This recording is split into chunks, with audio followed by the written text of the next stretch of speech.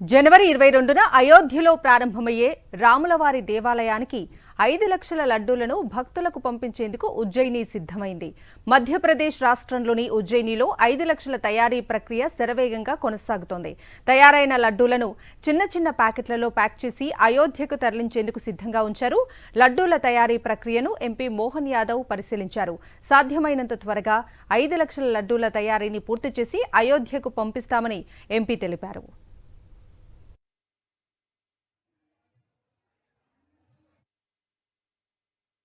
జనవరి 22న అయోధ్యలో ప్రారంభమయ్యే రాములవారి దేవాలయానికి 5 లక్షల లడ్డూలను భక్తులకు పంపించేందుకు ఉజ్జయిని సిద్ధమైంది. మధ్యప్రదేశ్ రాష్ట్రంలోని ఉజ్జయినిలో 5 లక్షల తయారీ ప్రక్రియ శరవేగంగా కొనసాగుతోంది.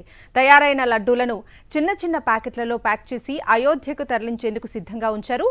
లడ్డూల తయారీ ప్రక్రియను ఎంపీ మోహన్ యాదవ్ పరిశీలించారు.